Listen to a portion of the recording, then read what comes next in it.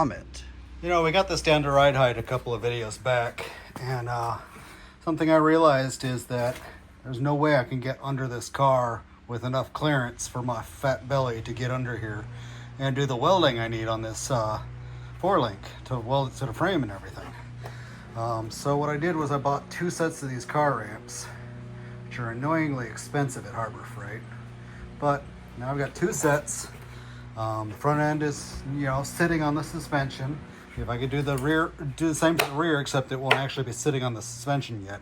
I just need to raise the rear 6 more inches, put these under the back axle, and it'll be at ride height, but 6 more inches off the ground.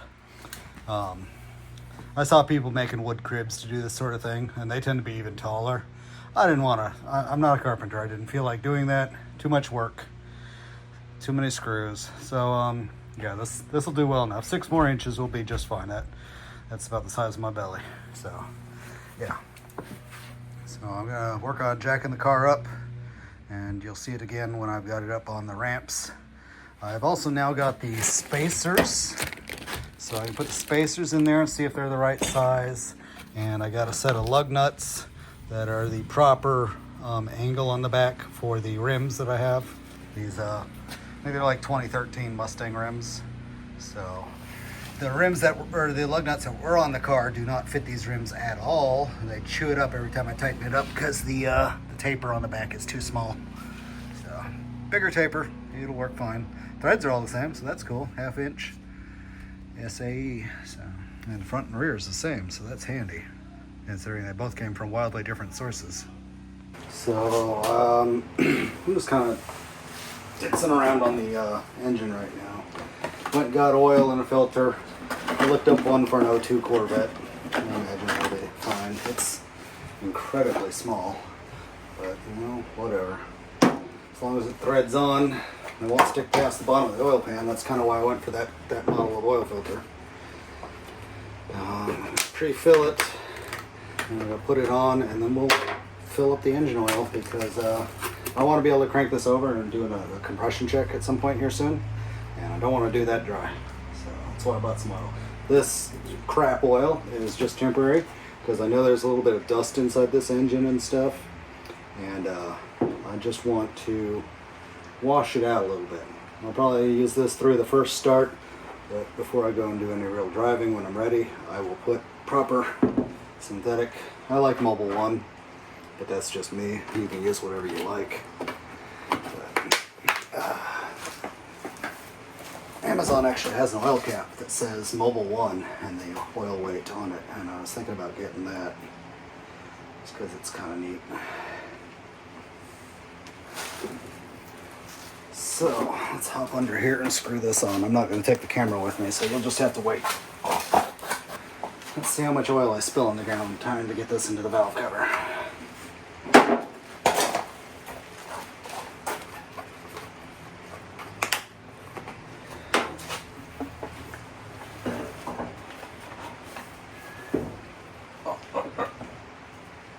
Getting ready to do the first crank. Pulled the tape off this side. Every single one was stuffed with a rag. For the best that I pulled this off before, even with the tape, it managed to suck the rag into the cylinder. I did not put this tape on here. This tape was on the engine when I got it. I just haven't removed it.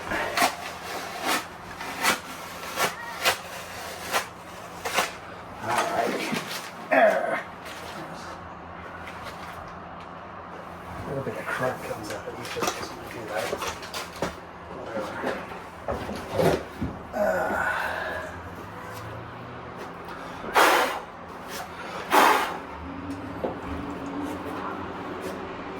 It's kind of dusty down in these runners.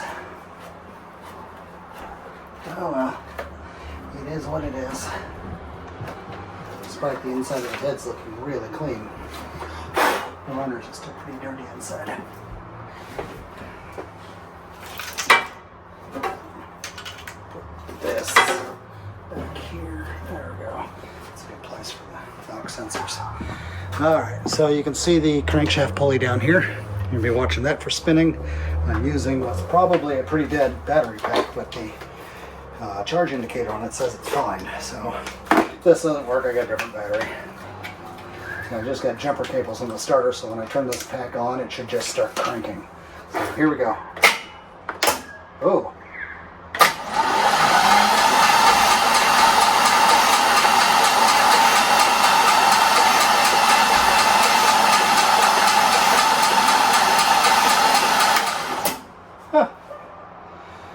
That ticking sounds like it's coming from the flywheel more than anything else.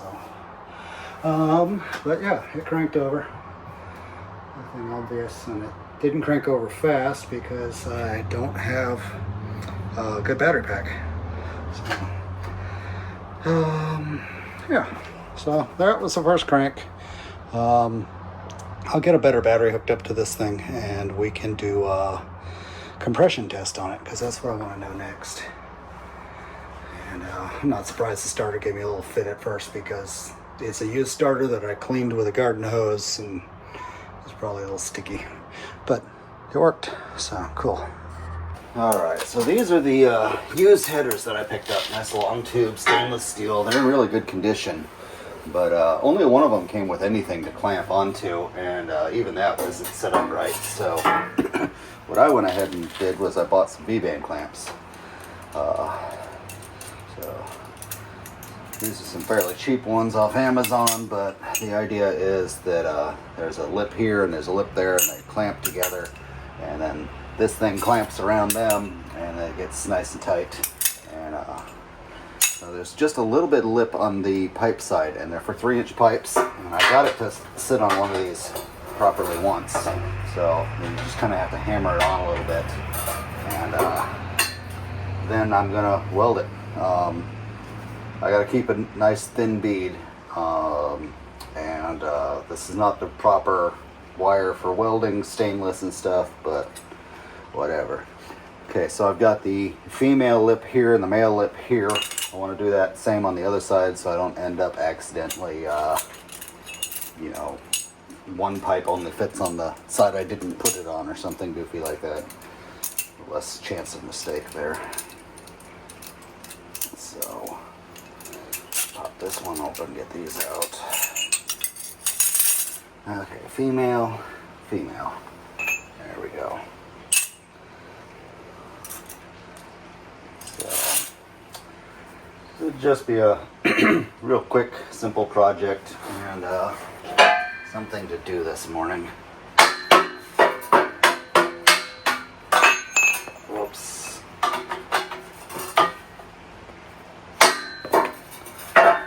There we go. Pipe's not perfectly round, but alright, yeah, it's on the lip. So I'm only going to weld on the outside here, and I'm going to keep it thin so that it doesn't interfere with much. And I'm going to do tacks, at least at first. I don't know what gauge this is, and I lost my gauge checking tool, so I'm just going to have to kind of guess. It's probably 18 gauge. So we want wire speed 3 and voltage 2.5. Wire speed, wait a second. Oh, there we go. It's 0.35 wire. Wire speed B.5 and voltage 2.5. 2.5, voltage 2.5. Boy, we're turning it way down. Let's see how that works out. I might have to turn it up because it's stainless. Who knows? As long as I'm not burning through this stuff too much. So I got some new welding gloves finally. Went back to Harbor Freight, and you know, the brown ones that I had, I burned through the threads that are sewn it together. So I got these black ones. They were far more expensive, so hopefully they last. So fresh gloves. I don't have a long sleeve shirt on. Probably should. I could put my hoodie on, but I don't want to right now.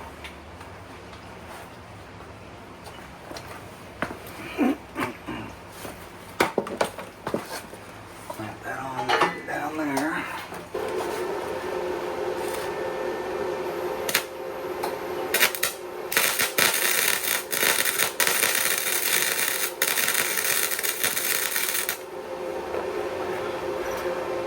Yeah, it's a nice little tech. Got that extra bit of wire on there, but that's fine. That's what I expected to do.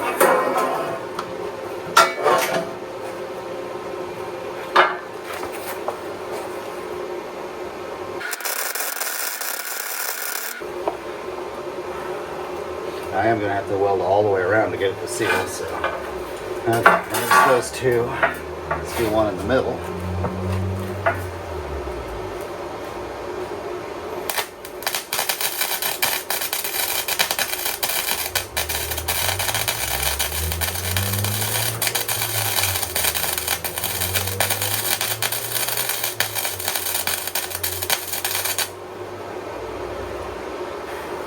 Setting seems to be just right.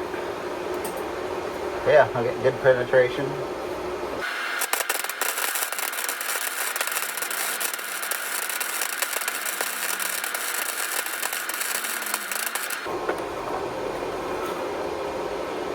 Yeah, it's not going to be the greatest welds, but whatever.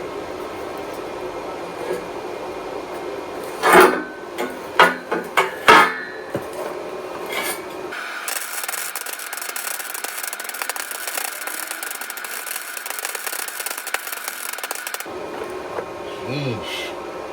Poppity poppity.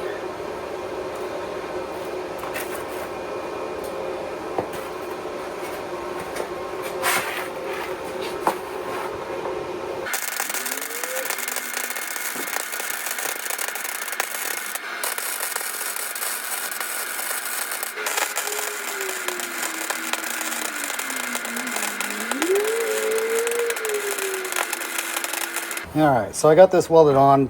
Weld didn't go perfect. Some of it looked great, some of it's just rancid. But, you know, it's just an exhaust system. It'll be fine. It's downstream of the O2 sensor, so it shouldn't affect that. Anyways, yeah, headers. They either have stupid clamps that clamp on these things, which I didn't get with these used headers. I got one of them, but it was kind of broken and half of it was missing. And I only had it on one side.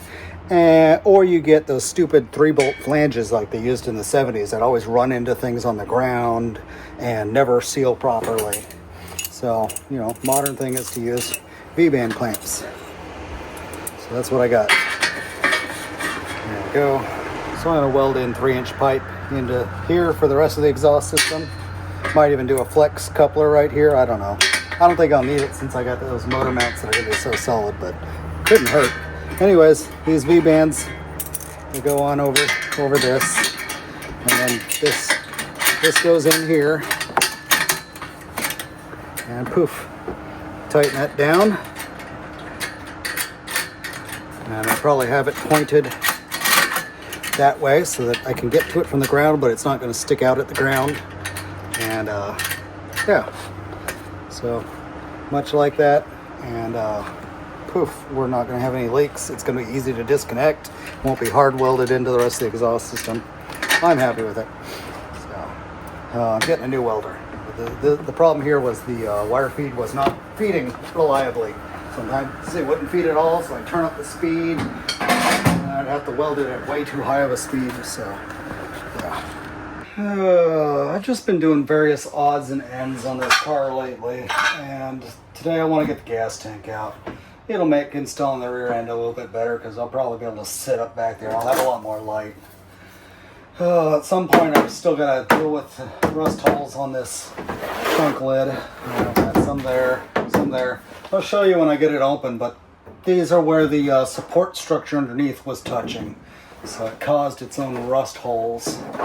I'm just going to cut out squares around them, weld in patches, and fix the underside structure at some point in the future. Anyways, here's those. These are potentially new seats for the car. They're super light, they're really basic, and they were free, so that's why I got them. For now, they're just kind of in the way.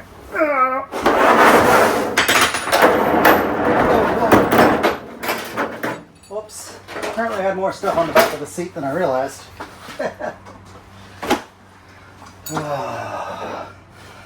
The keyhole that got drilled out for the trunk lock That's kind of unfortunate. It's a 60 and 61 model year only thing. That had just called a locksmith and gotten a key made. That would have been nice. Oh well.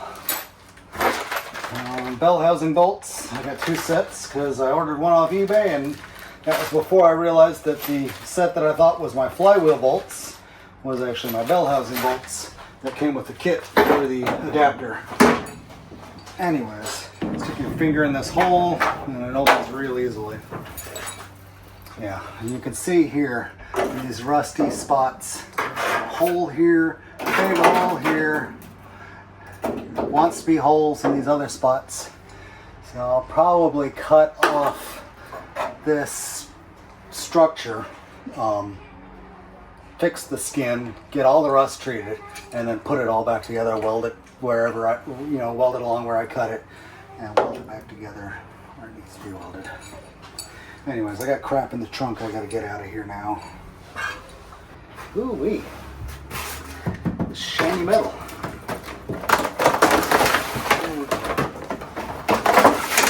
I think I'm just gonna scoot this forward. Everything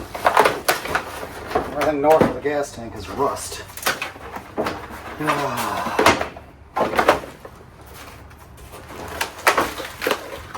Bring my shop back in here shortly anyways.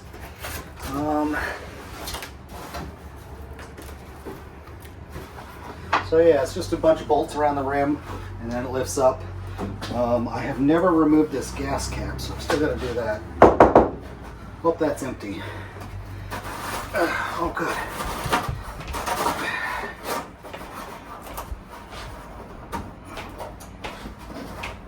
Well, it's turning.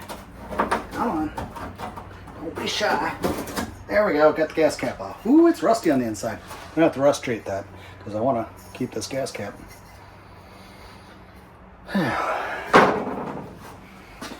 Yep, the new gas tank will come with a new fill neck, luckily. So,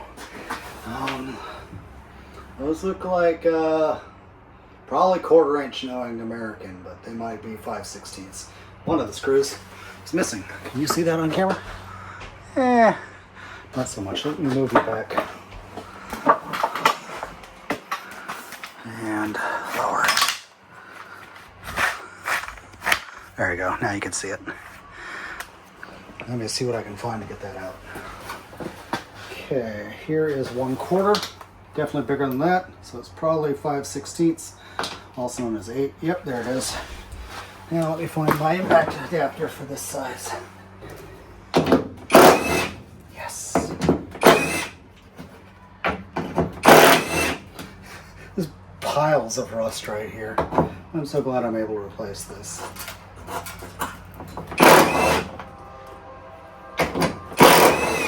There we go.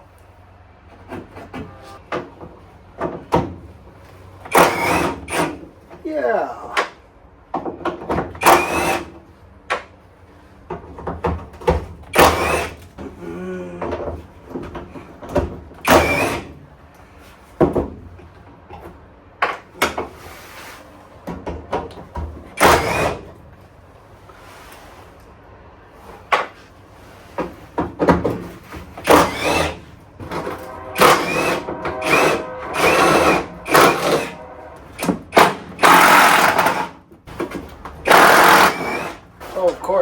There's one straight down here, behind the latch, the gas filler and everything. Didn't need that, guys. Okay.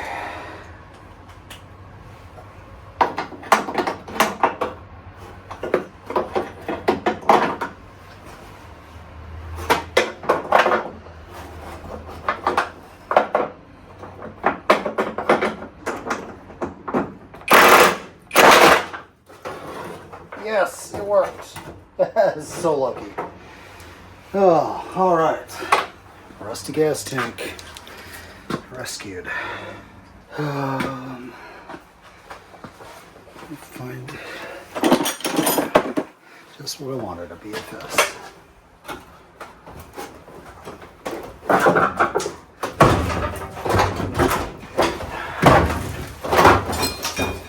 There we go.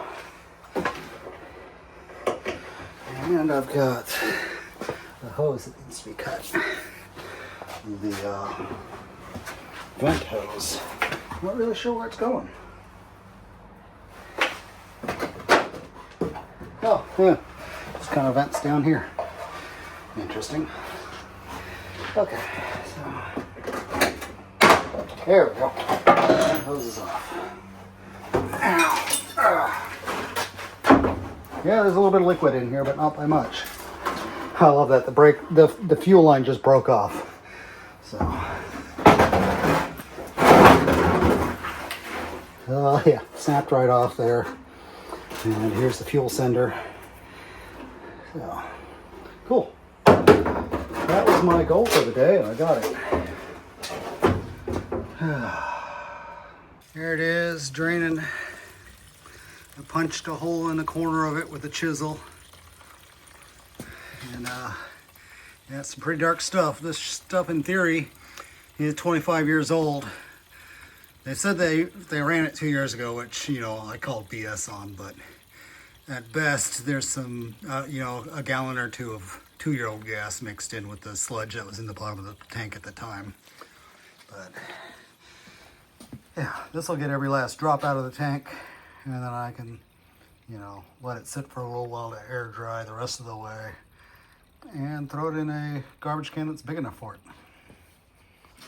So I thought I'd show that while it was draining. Alright, so this is where my gas tank used to be. Well, yeah, this is where my gas tank used to be. But this is my trunk with everything removed from it, the liner and everything.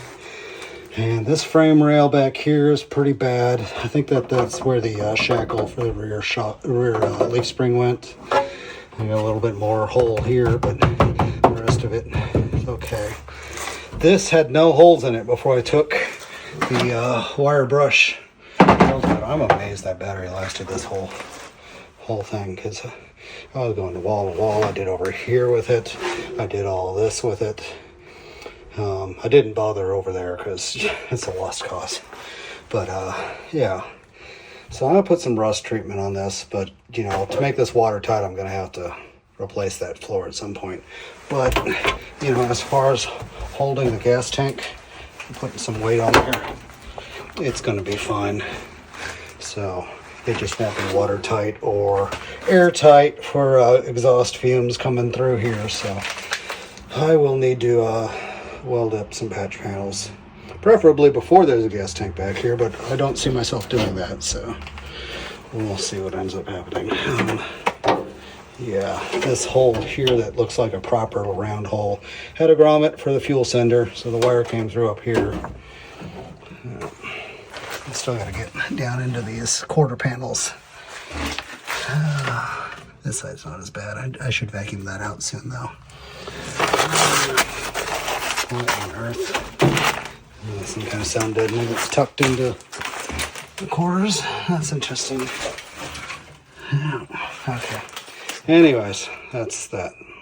All right, I got the rust treatment coated on there. I'll come through tomorrow with primer after this is cured, and I can deal with it another time. At least it'll be, you know, treated. This is the rust converter. Yeah, I didn't like it when I put it on the roof. Yeah, but it'll do. At least I can paint right over it and stuff. And I put some around the rim here where the bump stops would normally rest. I gotta, you know, that door is going to be a whole project in of itself. I think it's a 60 and 61 only trunk door. And at least the emblem on here is 60 and 61 only, which is half broken because I drilled out the lock. A nice Comet logo lock. And so is the hood for the same reasons. But we'll figure out what we can make work. So anyways, this will all turn black and harden into a finish that I can't seem to sand through with my sandpaper, so that's something.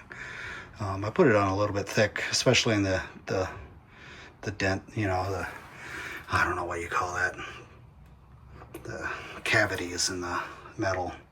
And I poured a little bit in there, but I didn't do much. I didn't want to waste it. Yeah, I did all over this. Didn't go into there at all. So I can come back to this. But yeah, I'll come back tomorrow and hit it with the All right, it's the next day. Some of it's still a little bit more orange than I'd like. It means it probably didn't treat it as well as it should have. Maybe I should put it on thicker. I don't know. But now I'm going to do the primer. So I got this Rust-Oleum Turbo Primer, Rusty Metal Primer. So use on heavily rusted metal for the ultimate finish. Yeah. It's certainly heavily rusted, but it's been treated too. So this is the turbo can. They're freaking epic to spray. And I guess it's brown. I mean, I was going for the burnt red, kind of like a lot of cars have. So we'll see. At least it's primer.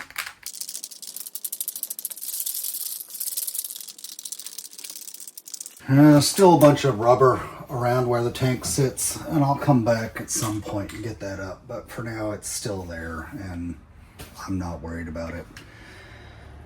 I don't really know what the gas tank was threaded into. It's just this smallest amount of sheet metal, I guess. I don't know. All right. It's got that awesome nozzle on this turbo can. If I could get it to focus. Yeah, well. Get one for yourself and see the amazing things. Oh yeah, that's the color I was looking for, that burnt red. It's hard to use a spray can that sprays this much area per swipe and not giggle while you're doing it. Okay, I'm gonna let that tack up. What's it say? All right, timer's up. And you can see there's a little bit of dampness here and over here and a little bit in the middle, but for the most part it all dried pretty well in 5 minutes. So let's hit this a little thicker this time.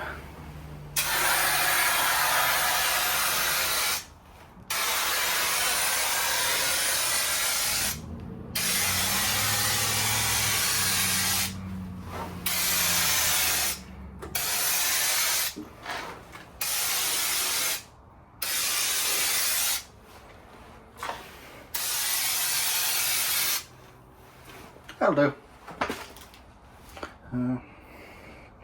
Could do the wheel arches and stuff, but I just want to get the floor. So let's do that wheel arch. There we go. Clear the nozzle. I imagine that fancy nozzle is more likely to get clogged, so yeah, I don't normally turn them upside down and do that, but seemed like a good idea this time. Anyway, so what do you guys think? I think turbo cans are pretty amazing. Yeah, it looks brown on the lid, but I think it looks more red in real life, which is what I was going for, was that burnt red primer color that, you know, a lot of cars had from the factory. So that's what I'd like to primer the whole car with, really. We'll see. Well, let's see if I can get this alternator pulley on here now, or bracket, or whatever the hell. So I think it goes like this. Yeah. All right, let's find the right bolts. Too short. Okay. That looks good. So does that. And that. All right, and I'm going to put some anti-seize because these are steel bolts going into an aluminum head, and I just don't want any problems in my future. Good old copper anti-seize. Put them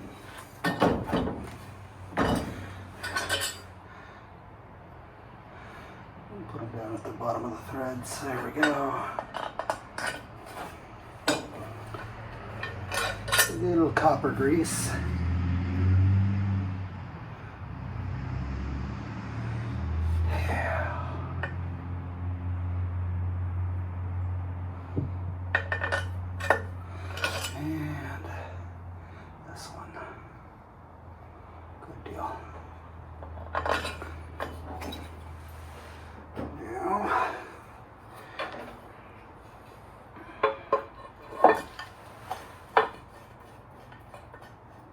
Probably should have cleaned this up some with some degreaser, but I can always go back and do that. I need a new idler pulley, I need a new tensioner pulley, or tensioner bracket, and I still don't have the right bolts for it, so sooner or later I'll find those. And these look like they're going to be 14s, so let me get a ratchet.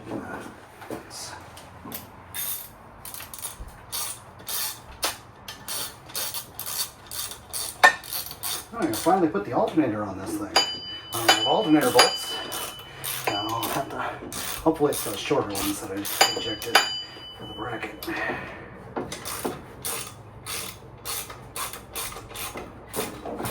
Yeah, the bottom half of this bracket could have been cut off, but you know, maybe I'll put power steering on this thing at some point, or hydro brakes. So I want to have the option available.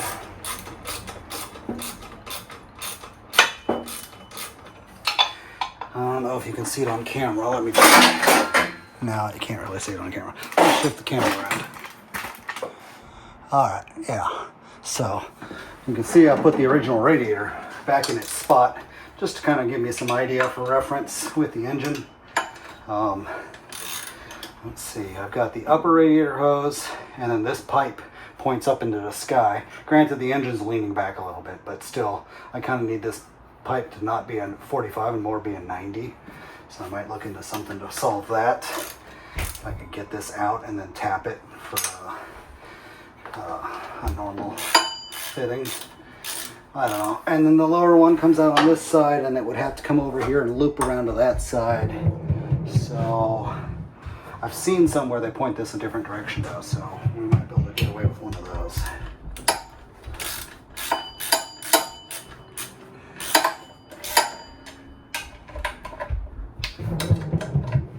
Alright.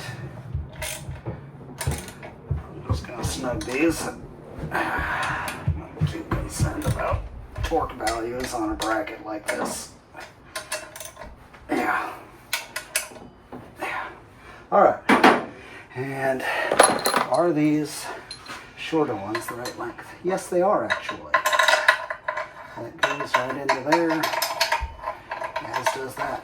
So let's grab the alternator and hang that from the front of the engine. According to the label on this alternator, not only is it made by Bosch, but it is a 160 amp. Yeah, Bosch 160. So, kind of looks like a nip and dent, so, but yeah, I guess that's just the modern way alternators look. Yeesh, where's my hammer at?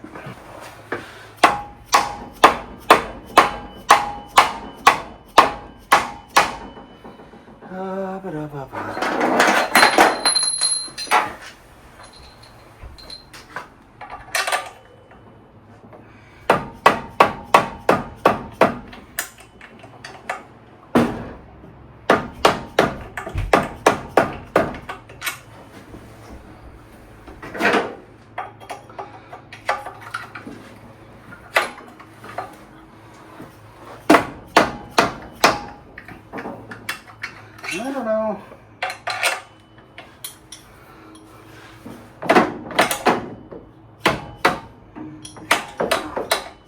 There you go.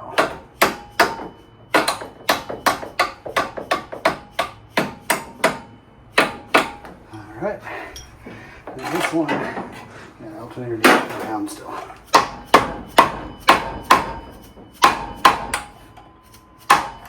There we go.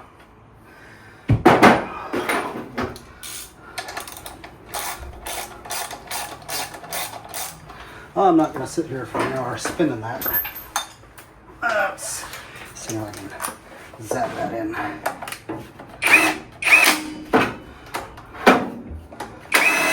There we go. Now, torque it. So belt routing and belt length are going to be a little screwy without a power steering pump on here, because these engines were just meant to have power steering. The good news is this is no taller than the throttle body or the manifold, so this will clear my hood. That was a big concern I had. Well, I think it'll clear my hood. We'll see when this gets tilted forward. It doesn't tilt forward by much. I gotta put the hood on here at some point and make sure. I can always clearance on the inside of the hood. Maybe I'll put a bulge, I don't know.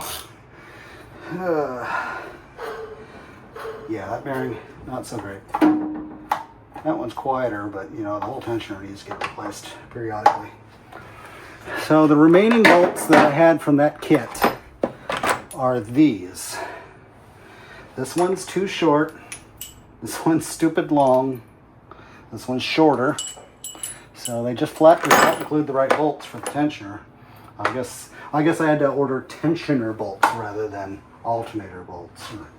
Accessory bolts. I think they called it accessory bolts, so you would think it would come with that. Anyways, so alternator, it spins fine. So once I get this bolted on in some way or another, I can figure out my belt routing. Yeah, because this is going to go, oh, it's bigger than 14. Okay, so it's like a 15 or something. But yeah, tighten that up. I'm gonna run a belt, comes up here. Guess it's gonna have to catch that, come up around, come around that, and then yeah. Okay, yeah, it'll be fine. One will come up, so come down, catch the backside of this as it catches the backside of this. This could probably get removed actually. This might be redundant at this point. I'm pretty sure it is. Damn you, Chevy. Everything's a different size. Yeah. We're fine as long as I have a whole tool set. Somebody posted in one of my videos that I'm going to destroy my hands before I retire if I keep doing tools like this. Well, guys, I do this for a hobby and not for a living. So I'm already, you know, not too far from retirement age. So I'm counting the years at this point. And, yeah, arthritis is going to get me long before whatever that was. Okay, so yeah. So there's my adjustability. So it's going to come up, go around here, go around this, come up, catch this, which is going to pull against it to tension it as it comes back down and goes around again. Let's see. The only bolt that I've got that's even, you know, the ridiculously long one. I mean, between the two, you know, I can take this one and say at the hardware store.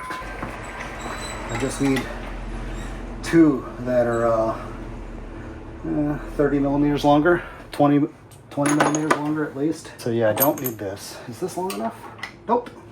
Same, just a touch short. So yeah, I don't need this idler at all. So I only have to replace this. So this is why I don't order these things in advance. Now let's get some wire and wrap it around all this. Figure out how long it needs to be. Without even having to step away, I found some wire. Speaker wire, but you know, it'll work.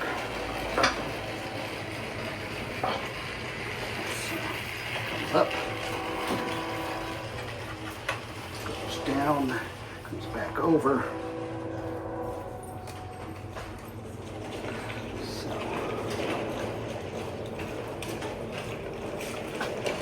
that's how long it needs to be right there. Okay, so I got something. So I'm thinking about 177 centimeters, somewhere around there. 70 inches or so. And we've got 1, 2, 3, 4, 5, 6 groove. But I'll look up the proper one for an LS, make sure it's 6 groove, and then I'll just figure out the correct length for this one. But I think we'll have great wrap because we'll have most of this covered, more of this covered than we would have with the power steering belt for the main drive. And then it'll come up and it'll cover a lot of this as it comes back down, more than it would have covered with the power steering feeding it from over here. So more of that covered, then it comes down. Don't care about that one, it's just an idler. So it's gonna return in the same place it always returned. So yeah, it's gonna work out really well. And honestly, I'd really like to have a straight hose right here rather than an angled. Why are the heater hoses two different sizes on this engine? I don't get that. Anyways, correct bolts for that. And there we go. All right, so slightly longer belt. Let's see how this fits. Okay, over the alternator.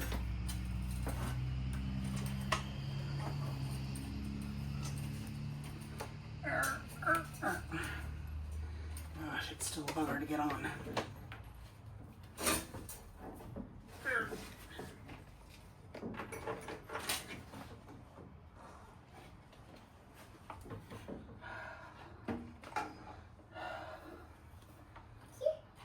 Alright, so that didn't work.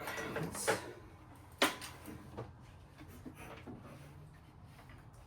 routed correctly. That's routed correctly.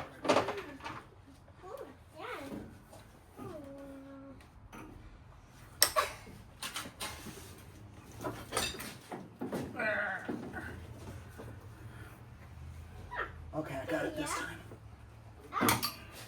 This is the perfect length because they're always this hard to get on. There we go. And the tensioner is fully tensioned. It's not bolted down properly, but and the bolt behind it. There we go. Yeah, that gave me a little bit, but it's more towards the beginning than the end, so that's great. And get the right length bolts into this thing, and you'll really be rocking. But yeah, there we go. So let me take you on a tour. Turn the light on again. I forgot to turn that on when I came back. Put that up on the roof. All right, so goes down around the pulley, or down around the crankshaft, comes up around the tensioner, onto the water pump. It's clearly, the water pump is supposed to be driven by the back of the belt, so we got that right. Comes up to the alternator, skips power steering that would normally be there, and then goes back to the alternator, or the crankshaft. So the only thing different is we've skipped the power steering pump. So it's got a much tighter wrap on the alternator. So yeah, very nice. Funny thing is, for a 01 Silverado with a 4.8, they don't list a 160 amp alternator. I think it's 105, maybe 130. So I got a bigger alternator than the Silverado could have. Cool. So very nice. I'm happy.